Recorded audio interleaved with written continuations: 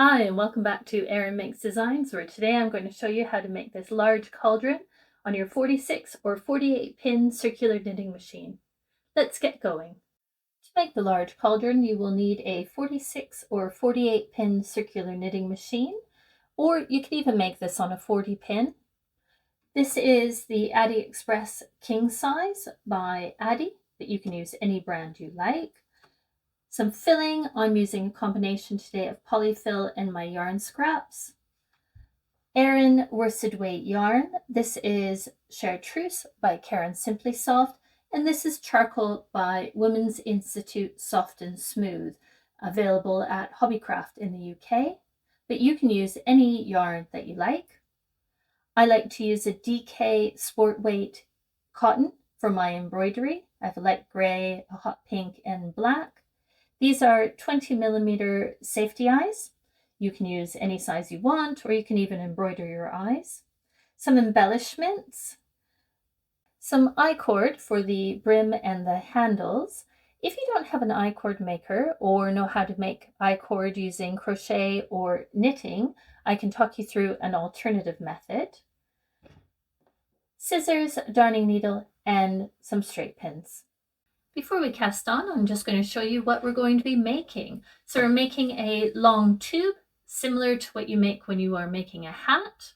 It is 80 rows in total, with 8 rows at each end, which make up the potion, and 64 rows in the middle, which make up the body of the cauldron. And we will have 2 color changes when we change from the potion color, the chartreuse, to the cauldron, the charcoal, and we will change again from the charcoal to the chartreuse just before we get to the end. So again, that's 8 rows, 64 rows, and 8 rows for a total of 80. If you do not need to see the work on the machine, you can pause your video here and fast forward to the construction of the cauldron. But if you'd like to see the work on the machine, you can continue watching and I will show you from here. To start, we are going to cast on and knit 8 rows in our potion color, and then we're going to do a color change to the charcoal to make the body of our cauldron. So you can pause the video here and meet me after you have knit your 8 rows where we can do a color change together. There, I've knit 8 rows. I'm going to cut my yarn, take it out of my row feeder, and I'm going to cast on my charcoal yarn. Place it back in the yarn feeder, put it underneath your starting pin. So the color I just changed is here. It's under my last pin, and I'm going to put my new color here under the first pin. And the body of the cauldron, sorry, I almost forgot to say, that'd be terrible. The body of the cauldron is 64 rows. So when I get to the end of my 64th row for the body, I will have a total of 72 rows of knitting. And then I'll be ready to do another color change. You can pause the video here and meet me when you have done 64 rows for your body.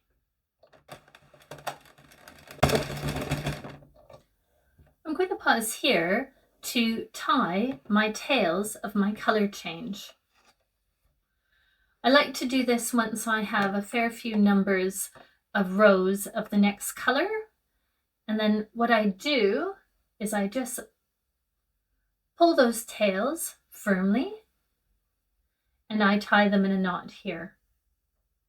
And I try to make this little stitch, which is what I'm creating here by tying the 2 tails together, I try to make that stitch about equal to the other stitches, the little ones, around it.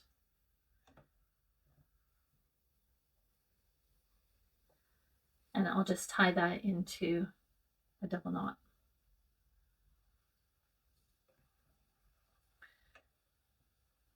And then I'll cut my tails, but not too short, or else they have a tendency to pop through the work. And then I'll carry on knitting the rest of the 64 rows for the cauldron's body. And there we go. We've finished the cauldron body of 64 rows. I have 72 on my machine in total. And now I'm going to do another color change back to my potion color. So I will cut my charcoal, lay it inside like that, find my chartreuse, pop it back onto the machine through the yarn feeder, and place it underneath the first pin. So the charcoal is laying underneath the last pin and the chartreuse is under the first pin. And now I'm going to crank out another 8 rows so that I have 80 rows on the machine in total. Here we go. And just before I finish my final row, I'm going to tie off these color changes because there's enough yarn on here, enough rows. And again, I pull this quite tight, my tails, and then I tie them together, and I am making sure that I tie them to be about the same width as these little stitches on either side there. And I will just do a double knot, and I'm going to cut them, but not too short. There we go. And I'm just going to finish my final row and then cast off. There we go. I have 80 rows that make up the potion and the body of the cauldron, and I'm just going to cast off now. So I'll cut myself a fairly long piece of a fairly long tail and pop it back onto my darning needle. Take it out of the machine, and I'm going to crank my wheel until I'm just almost back at my starting pins. Don't come too close though. I've stopped with a couple of pins left to go, or else it would start to pop the stitches off the machine. And I'm just going to go around and pick up my stitches one by one for the first 5 or 6 stitches, and then I'll begin to pick up multiples as the tension lessens on the machine.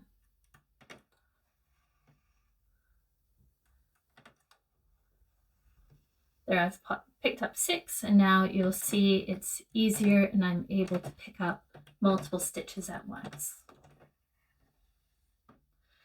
Be careful not to pull the next live stitch, off the machine.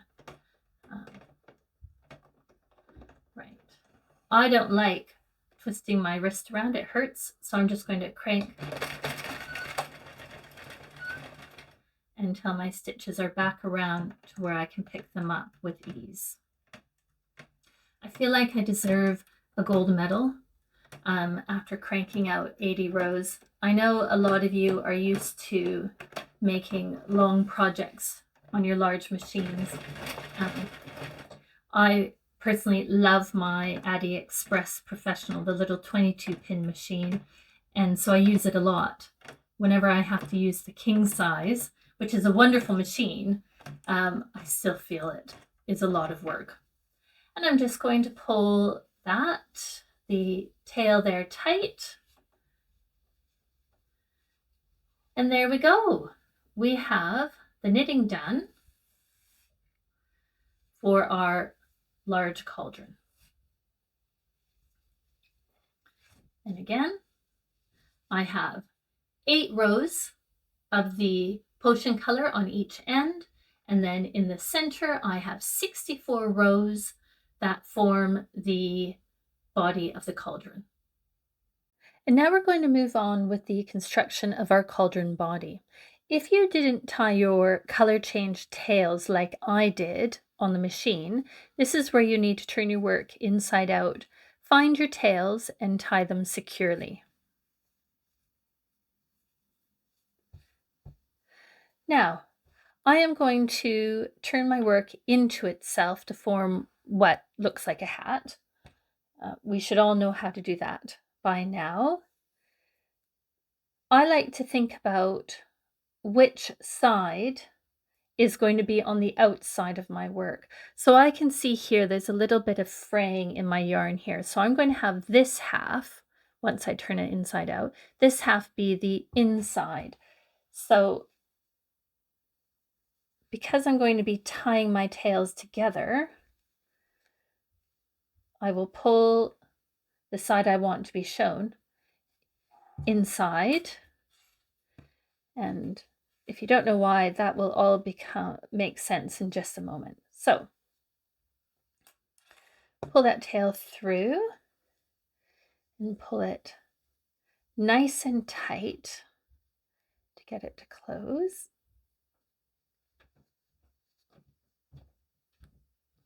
And then I'm going to pull this one nice and tight. And then I will tie those tails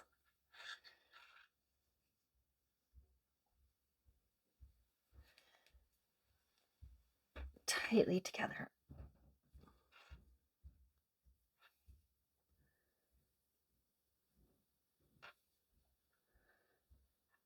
And cut them. Now normally I would keep my tails for sewing, but I'm not going to be sewing with this green, so I'm going to add it to my filling pile. There we go. So I've turned it into itself. I've tied the knots at the top there, and then I'm going to turn it right side out. Give it a good tug, and then I'm going to try and smooth down this bunching that happens around the top here. There's not too much we can do about it because we haven't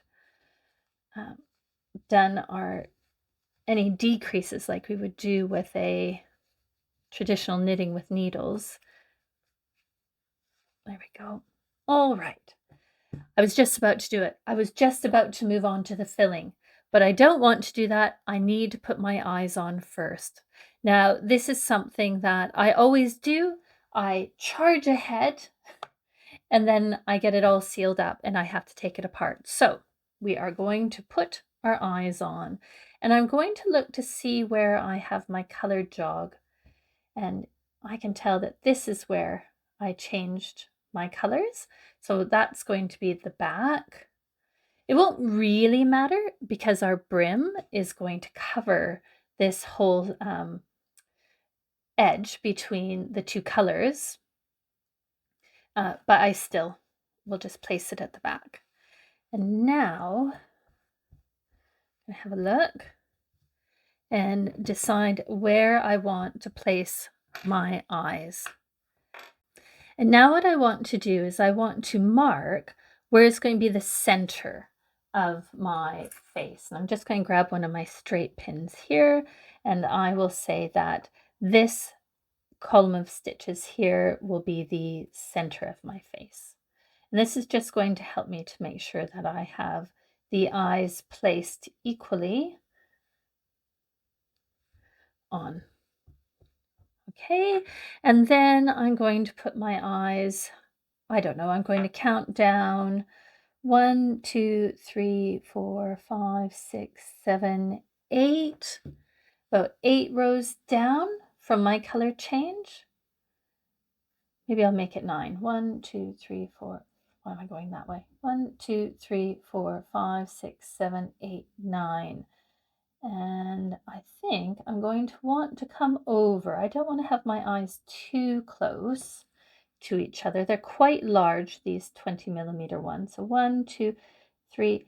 I'm going to count over 1, 2, 3 rows from that pin. So let's see. I think that was my 9th. There's 9 there. And I'm just going to pop the eye in. And I am not going to put its back on until I have the other eye in place and I can see that I'm happy with their positioning. So let's have a look. So I want to be 1, 2, 3 rows over and 9 3 columns over and 9 rows down. 1, 2, 3, 4, 5, 6, 7, 8, 9. You can go ahead and place your eyes wherever you want. You do not need to place them like I am doing.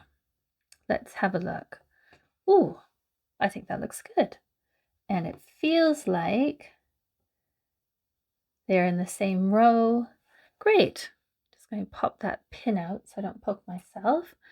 And I'm going to go ahead and put my backs on now.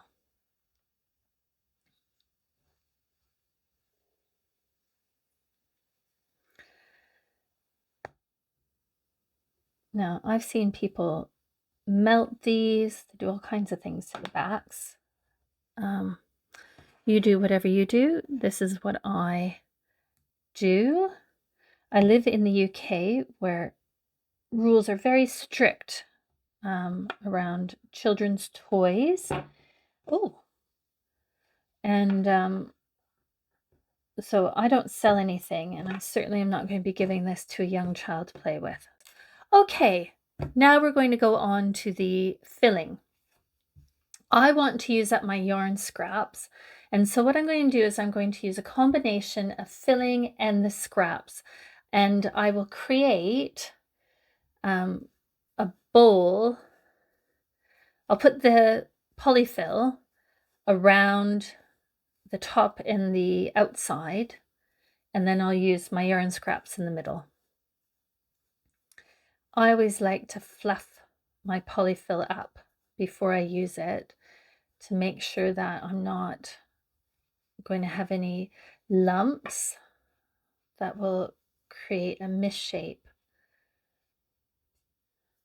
To create a bump in my work.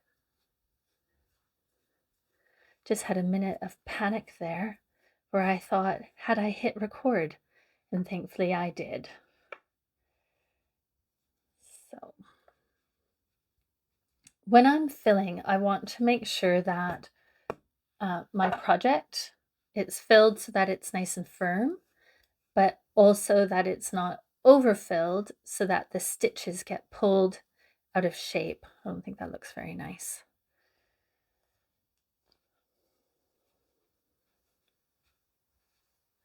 Okay, I think that's good. And then I'm going to take my scraps and fill that. Now I'm keeping this long piece. Don't want that to get stuck in my scraps. Now, let's have a look. I think that looks good. Put a little bit more of this filling on. And now what I'm going to do is I'm going to create a drawstring, which will go all the way around here to close it. And once I get my drawstring on, I will close it partially to see if I'm happy with the amount of filling that I have in here. So let's do our drawstring now. To create your drawstring, have yourself a long piece of your charcoal yarn, whatever color you're using for the body of your cauldron. And then what we're going to do is we are going to run it around all of these stitches here that are along the edge. And we are going to be picking up the leg, one leg of each stitch. And so we will, what that means is we will end up picking up every other leg around this opening. So I'll pick up that leg, miss the next one, and then just go all the way around.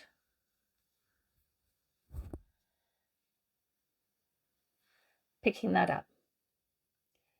Now you don't need to sit here and watch me do this. You can pause the video and I will meet you once we have the drawstring in place, but don't, if you get your drawstring in, don't close it up because I'm going to show you what I do to make sure that the drawstrings don't slip. So I'll see you once we get all the way around. You can pause the video now. Okay, so we're just finishing off the drawstring. I've made it all the way around. And what a lot of you will know that as soon as we start pulling these tails in, they'll want to slip back and they won't close nicely. What I do to stop that from happening is I go all the way around again, but this time, instead of going through the stitches, every stitch that I went through the first time, this time I'm going to do the same thing and I'm going to pick up every other stitch. So I'll pick up this first one, leave the next one, pick up the next one, leave this one, the next one, and then I'm going to make my way all the way around again. And just like before, you can pause the video here. And when you've gotten all the way around, we will be ready to finish off the construction of the body. So pause the video now. And I have one more stitch left that I'm really meant to skip, but I'm going to pick it up because it's the very last stitch and it will bring my tails nice and close together. And then what I'm going to do is I'm going to pull both tails at the same time, but that's just to get it partially closed. Remember I said we're going to stop and check to see if we're happy with the amount of filling. Do you have enough filling in there? Do you need more filling? Now remember, we're not making a ball, so you don't want a big round shape. It's a cauldron. So this is where it's going to be flat at the top there. I think that's pretty good. I might add just a little bit more of my polyfill into there.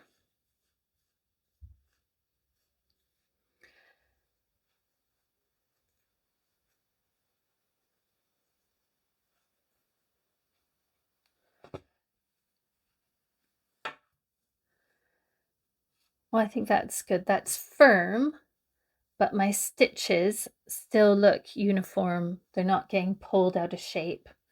All right, so I'm now going to pull both my tails at the same time. And look at that. Our opening is now nicely closed.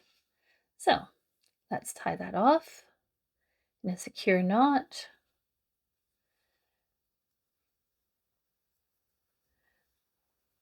And we will pop these tails back on to my needle. Because we're now going to hide them in the body of our cauldron. Let's come back in one of the stitches there, come through and out here.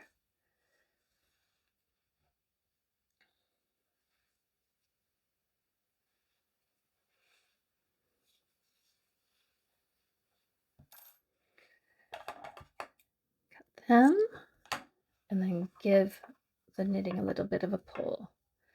And there we go. I'm going to keep these tails, they're nice and long. I'm going to keep them for when I need to sew on the handles and the brim, which is what we're going to move on to next. To make my I-cord, I use one of these Prym 4-needle I-cord makers, or French knitters or little knitting mills. This one comes with a nice weight, which helps to draw the I-cord through the machine. I quite like it. If you are using the Addi egg, I think that has like 6 pins or something. You probably don't need to do this next stage. You could probably just make yourself a nice thick cord using that. If you don't have an I-cord maker, you can do what I did with my mini cauldron here, my little witch's cauldron, is I plaited several strands of yarn together, and then I stitched the knots together at the end and hid the tails within the work. So that's an alternative method that you can use for making this brim if you don't have an I-cord maker. And you can see on the handles, I did the same thing. I just plaited them there. So that's an alternative you can do. I am going to have 3 lengths of I-cord that are 50 centimeters, about 20 inches long each. And I'm going to show you how I prepared that. Now, an I-cord is great because you can just cut it. And you don't have to really worry about these live stitches too much. So I will show you how I do that. So I'm going to take my measuring tape and I'm going to measure off my 50 centimeters, about 20, 50 centimeters, about 20 inches. And I'm just going to mark that with a pin. That now. And then I'm just going to cut. I really love this about I-cords. I'm just going to cut that. Get rid of the end I don't need. And then, let's see, can you see that? Is that still in focus? What I'm going to do is I'm just going to pick out the live stitches there and pull them, get rid of the little bits of fluff, down to where I want them to be. And then I'm just going to take that tail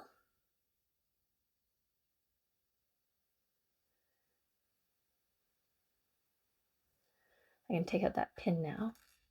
Take the tail and I'm going to weave it through each of those live stitches. And then just pull it closed. Love that.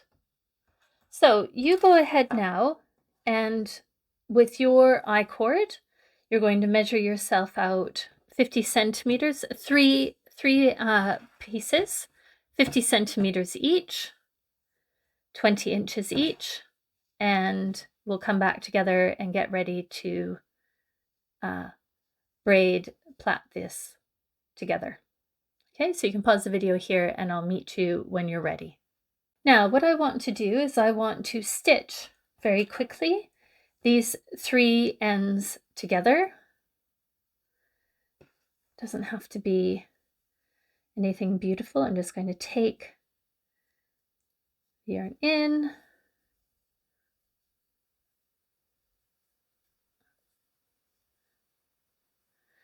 and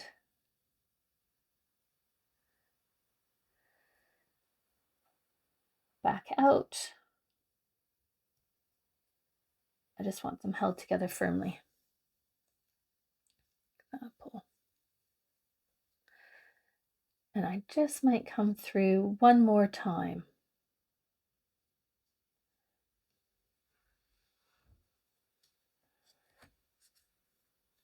There we go.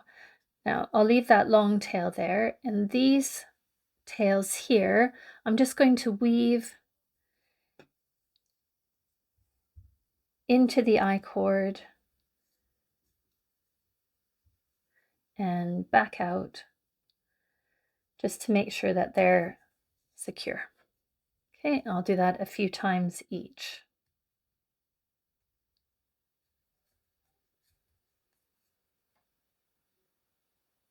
Before I just cut them off.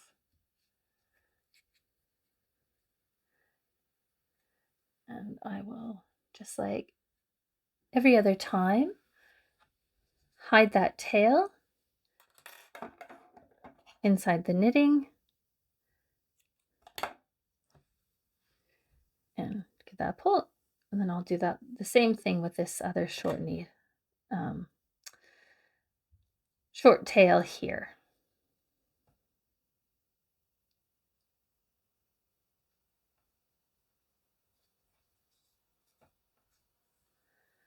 Oh, it's about to pop off. Go.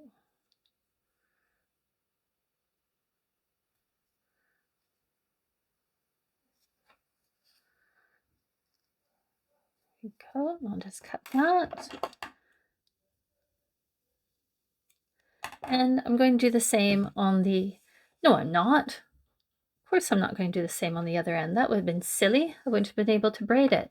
Now, normally, if I'm braiding something like this, I would stick a pin in here and pin it to my pant legs, but I can't do that right now because I'm showing you, but that's a much easier way than what I'm about to do. So just going to braid these together. Now, I don't know what to say. If it's braid or plait, I asked this question when I made my mini cauldron, my little witch's cauldron, if people could let me know in the comments. I grew up in Canada, and in Canada we say braid. I'm braiding, I'm making a braid. But at the age of 25, I moved to England, and I learned this word plait.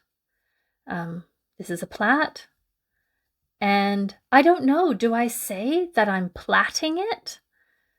I don't know. If you know the answer, please let me know.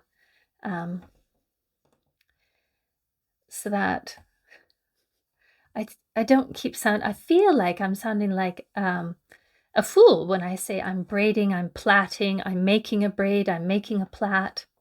Anyway, please put me out of my misery if you happen to know, or, you know, if you're somewhere in the world, tell me what you say for what I am doing here.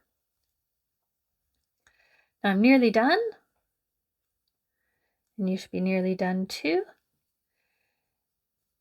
And before I stitch it shut, stitch it closed, I'm just going to grab a pin and hold that together.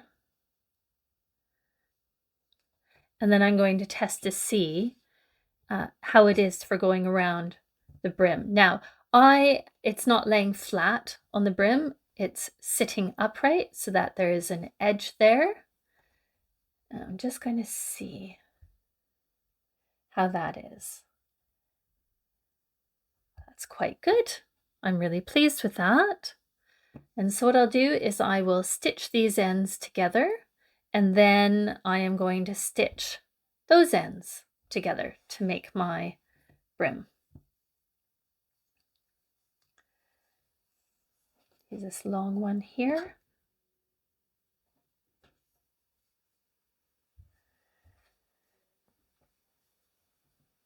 Oh, excuse me, I'm about to sneeze. There's a lot of fiber fluff floating around here.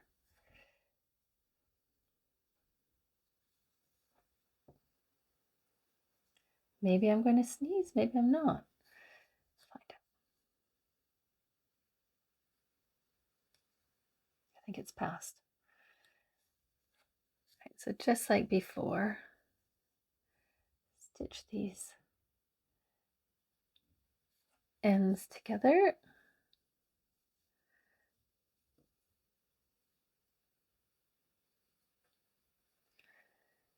Doesn't feel very secure, so I'm just going to go through a few times. Okay, and then just like before, I'm going to hide these shorter tails by weaving them into the I-cord a couple of times, and then I will just snip them off again.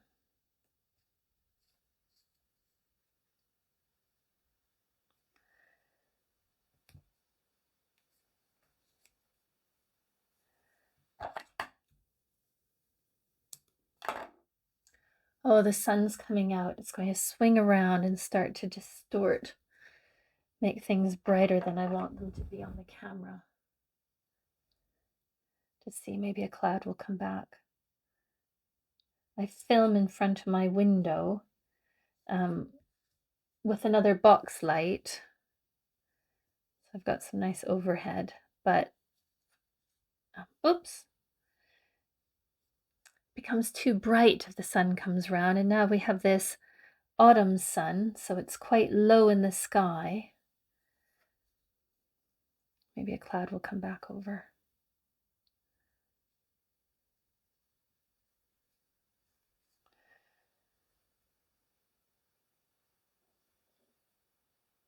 Oops. There we go. Cut that one. Okay. And now, Just make sure again that I'm happy with the brim. Bring it round. Now I'm going to have to overlap it a little bit. It's a little bit long to make the ends meet up, but that's okay to have a bit of a ridge on that. I don't think the witch who's using my cauldron, creating her potions, is going to mind too much. So I'm just going to take those tails, put them back onto my needle, and because I'm having to overlap them, I'm just going to go, I'm going to stitch the, you can see, this top cord and this top cord, I'll stitch them together, and then on the other side, I will stitch together the bottom ones and then put in a little seam along those edges.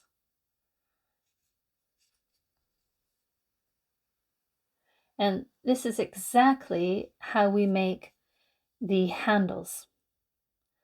So when it comes time for making the handles, I will give you the length measurements, but I'm not going to make you sit and watch me sew the handles together, but I will just do this brim. Right now I'm just going to make my way across.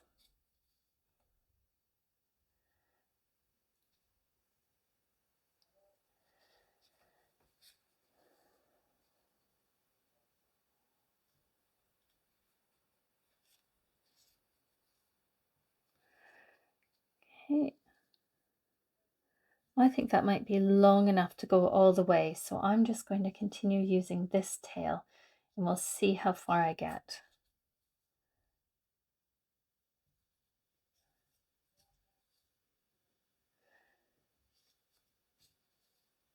I hope each of you get a chance to make one of these using your 46 or 48 pin. And like I said at the beginning, you could even make this on a 40 pin. You know, of course, you're just going to have to think about your row counts. And, well, not really the row counts that much, but you will have to think about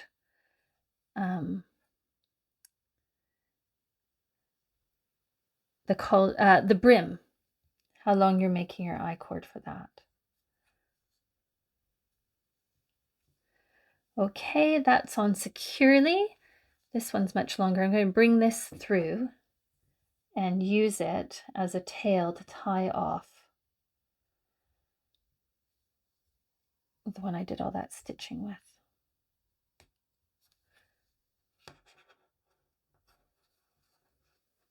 And I'll tie that off. And then I'll hide the tails, as always, inside our knitting.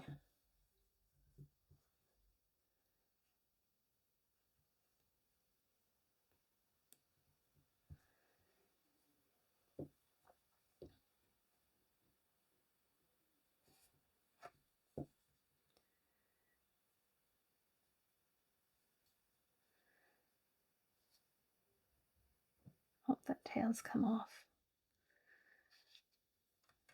Put it back on.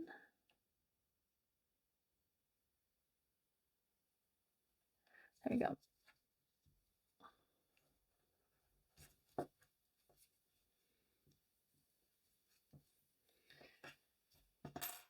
I'll just cut those tails.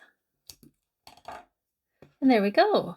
And now we are ready to pin our brim along the point where the potion meets the body of the cauldron.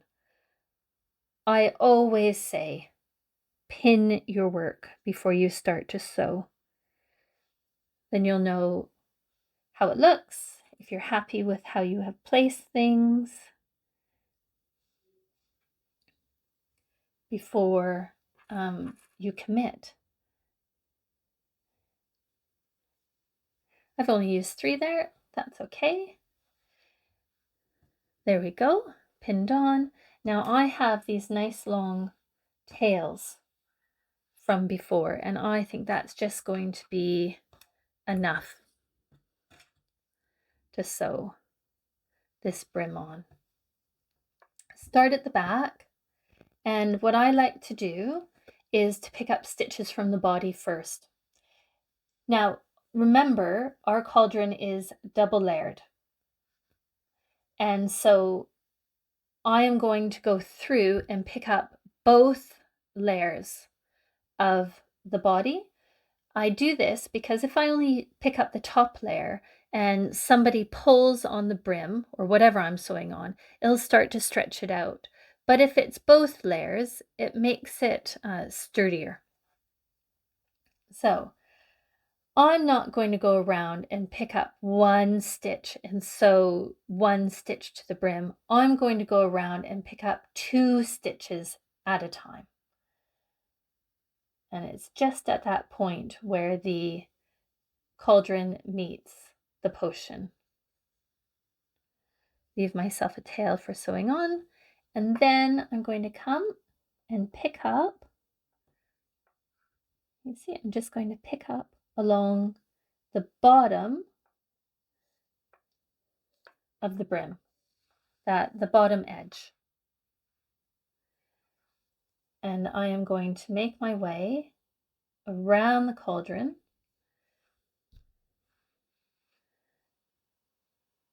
going from the body of the cauldron to the bottom of the brim,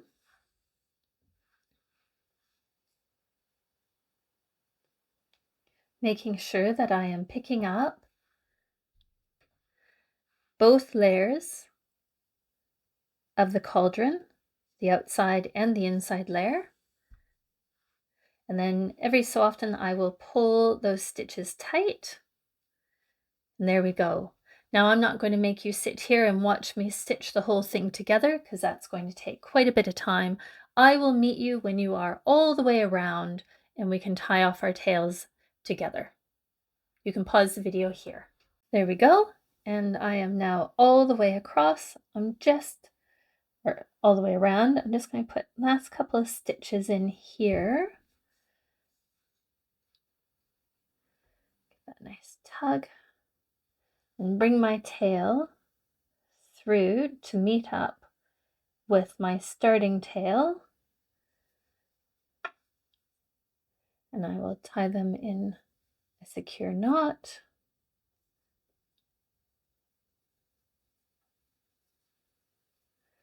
And hide them into the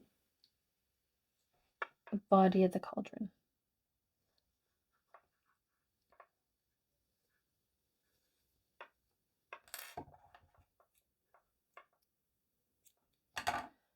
Just pull that over top. There we go. And now our cauldron has its brim. And we are ready to move on to the handles. Your handles are constructed in exactly the same way as we did the brim. So you are going to have, because we have 2 handles, you are going to have 6 lengths of I-cord that are 20 centimeters or about 8 inches each. And you are going to braid or plait, whatever, them together in the same way that we did the brim. And then you're going to stitch them together to make yourself a ring. And then we will come back together and we will sew them onto the side. As I said before, when I made my little witch's cauldron and I made myself an alternate brim, because if for someone who didn't have an I-cord machine, you can do the same. And the handles are just some lengths of yarn that have been plaited, braided together in the same way. So that's an alternative if you don't have the I-cord. And again, if you have the Addi Egg, which has more pins, because again, this is made on a 3-pin, on a 4-pin I-cord maker. The Addi Egg, I think, is 6 pins, so you probably don't even need to plait together. That would make a thick enough I-cord to just do a nice handle with that. So I'm not going to make you watch me make the handles and get that all prepared. I will see you when you have yours all ready for sewing on. So you can pause the video here. Now we have completed our rings for the handles. I have this one tail here that I'm just going to hide inside one of the I cords. Bring that in. And I have left a tail on each ring so that I can sew those onto the body of the cauldron. There we go. If you do not have a tail that's long enough, don't worry. All you have to do is cut yourself some from your yarn and use that. Okay. Now it comes time to decide on the placement of my handles. These are quite large rings. Don't worry if yours are smaller or yours are larger. To make up for them being quite large, what I've made is I can place them and sew them a bit wider onto the cauldron's body there. So I'm going to find what I think is around the halfway point, and using my straight pins, I'm just going to pin the handle on, making sure that the part where my seam is, where I've stitched my handle together, that is going to be against my cauldron. My dog has just come in the door to say hello and to get some attention, but I'm just going to ignore her. She usually pops her head up onto my lap, being insistent. Now let's test to see if I like where those are.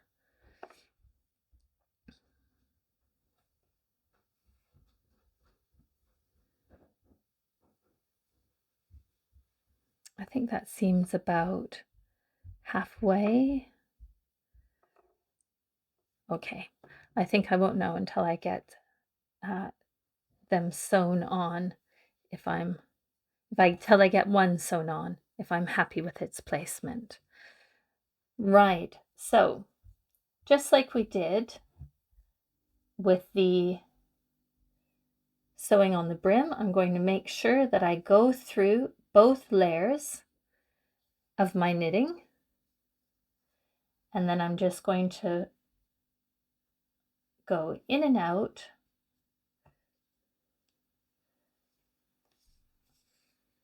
moving from the handle down to the body.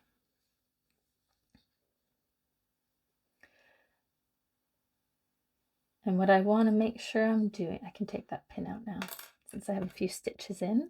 What I want to make sure I'm doing is not sewing the handle all the way over too close to my eyes, because of course the handle is meant to be at the side of the pot. So I'm coming down and I'm picking up 1 or 2 stitches at a time.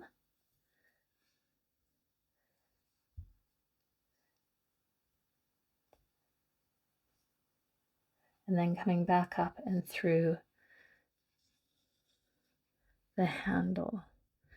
Let's see, and each time I'm just going to check to see how far I've come over. I think that's going to be close enough. And then what I'll do is I will come up into here, and then I will come into, it's hard to see with such dark yarn. What I'm doing here is I'm coming into a column of stitches and coming and picking up the bar that falls between the stitches.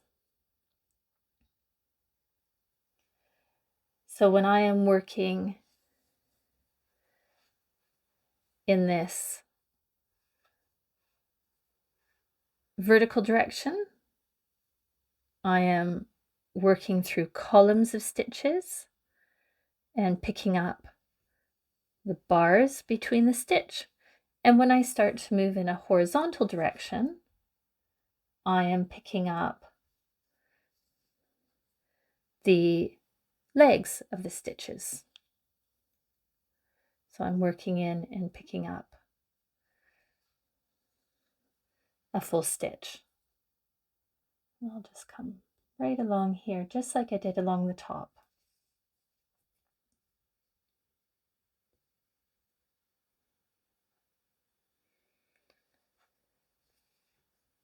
I think one of the beauties of YouTube or watching anything on video is that depending on your skill level, you can watch as much as you like, or you can pause, you can fast forward. I always put chapters into my videos so that you can find the segment of the video you need to watch, so you don't have to hunt around yourself. And I hope you find that helpful. Right, I'm just going to see how far along I've come. I think that's quite good. And now again, I'm going to move up the column of the stitches, and pick up the bars that fall in between. If you have any questions about what I've done here, feel free to put them in the comments. I always reply to comments. I'm happy to answer any questions that you might have.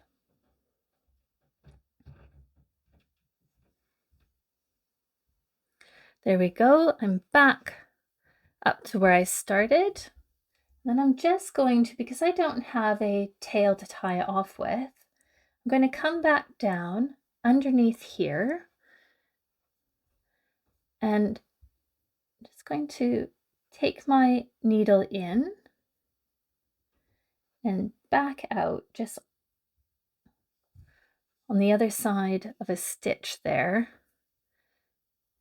and tie myself a secure knot, or a little slip knot, and then, like always, bring my needle back in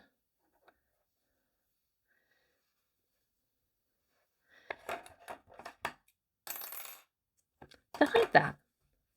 And there we have the first handle sewn on. So what you can do now is you can pause the video here, you can get on with sewing on your second handle, and I'll meet you when we're ready to do the embroidery. I'm going to take my 3 pins here, and I'm going to pin where I want the corners of my mouth to be. So I'm going to pin right there and right there. I quite like to keep my mouths close to my eyes when I do my embroidery, but as always, it's totally up to you where you want to have your mouth, your cheeks, everything placed. And then I'm going to find a center column of stitches, and that's this one here. And I'm just going to mark out where the bottom of the mouth will be. And I've cut myself a long piece of this lighter gray, and I'm going to start at the bottom. I quite often start at the back, but my darning needle is too short. So I'm going to start at the bottom, and I'm going to come up at one of the corners of the mouth.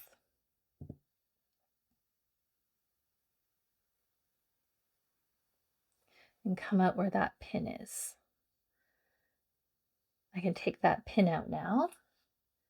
And I want to leave myself a tail that's long enough for tying off when I am finished. And I'm now going to come over and come back in the other corner. And this time I'm going to bring my needle out at that bottom pin. Okay. Take that pin out. And there we go. You can see the shape of the mouth starting to take form. Just give it a little bit of a tug there. I think I've brought that pin too far down.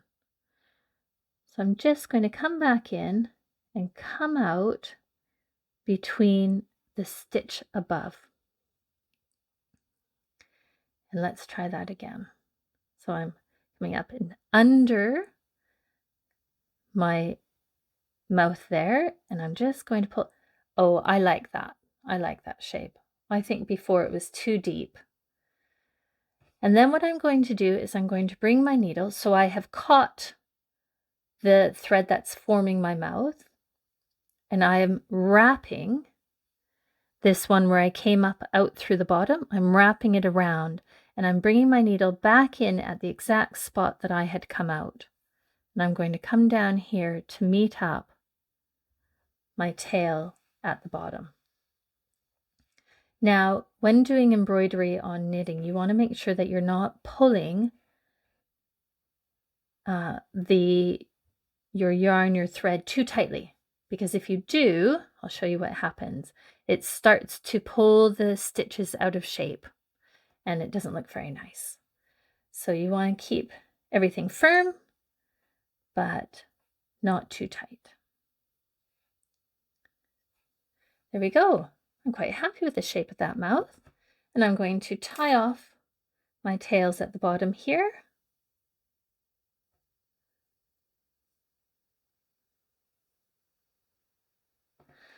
And as always, hide them in my work.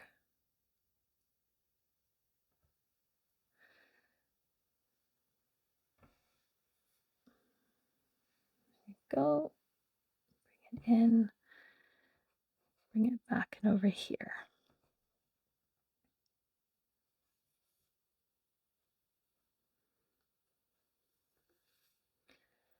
And cut that. Pull the knitting.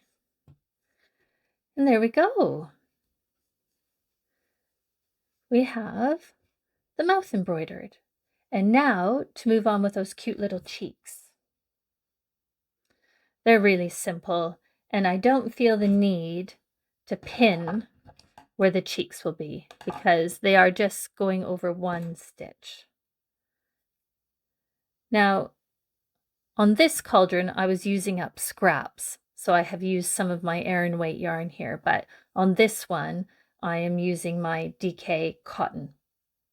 So the embroidery is a little bit thinner.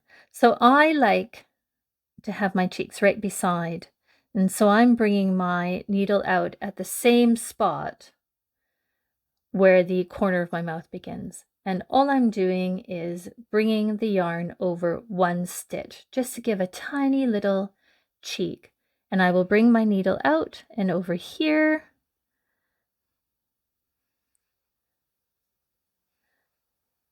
At this corner. And again, you don't want to pull too tightly because it is wrapped around just one stitch. You don't want that all out of shape. And then I will do the same here. And just like before, I'm going to bring my needle out. Oh, it's almost not going to reach. To meet up with the tail. There we go.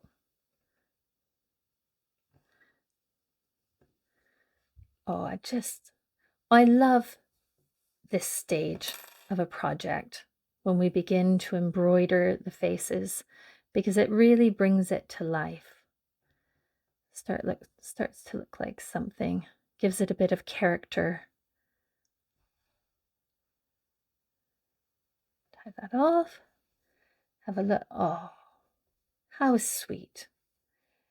And now I am going to bring the needle back in. Now, this thread is a little bit short, so I'm going to show you a trick. If I were to have put that on the needle and tried to get my needle back in, quite likely this is going to come off. So if I put my needle in first and then put my tails on,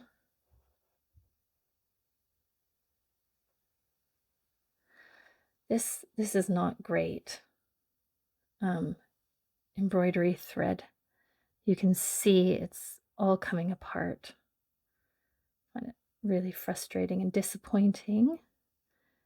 but I continue using it because I don't want to, it's wasteful. It's just a little more annoying. Right, and I'm just going to pull that through so that the knot disappears.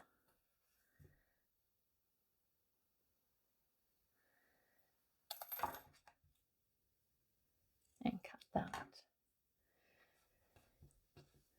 There we go. Oh, with each little step, I love it more and more and more. And now I'm going to put on, I don't really see them as eyebrows. I see them as little creases. Now, I hope you can see that. This is a black yarn. And that, you know, that's quite dark and hard to see on camera. But hopefully the contrast against the gray, you're still able to see it. Now, this is a really good quality embroidery thread. I wish I remembered the name of it. But anyway, I will only buy that from now on. Look, it all stays together. Okay, just like before, I am going to come up and I'm just going to create a little crease in the eye like that, going that way. I quite like how that one looks.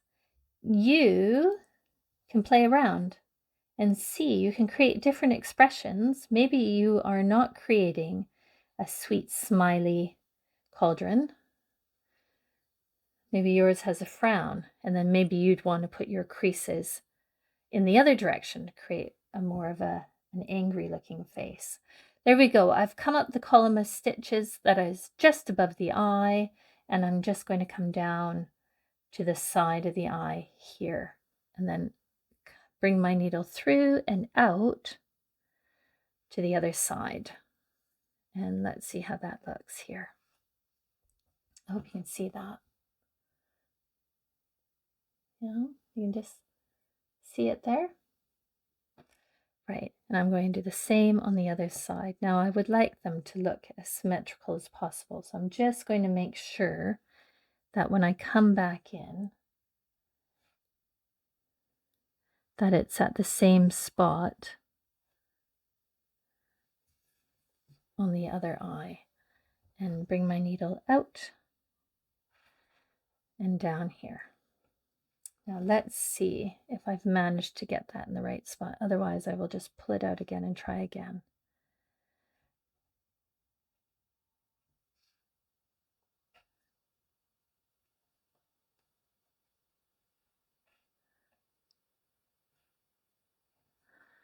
I think that's,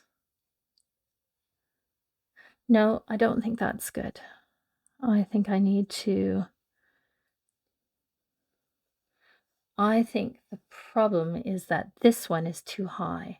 So I'm just going to bring my needle in and out here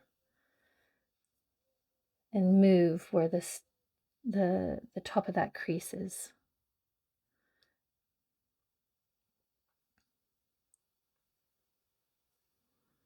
All right, let's have a look at that. And then I will bring it in just here. Let's see how that looks.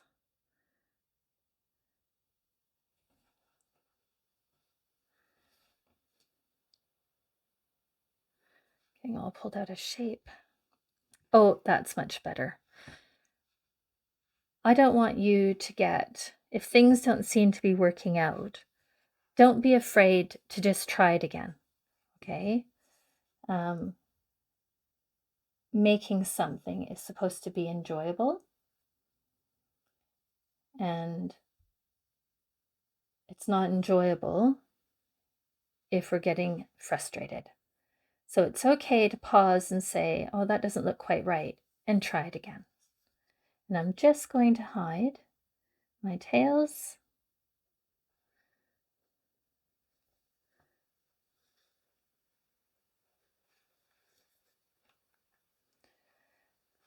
There we go.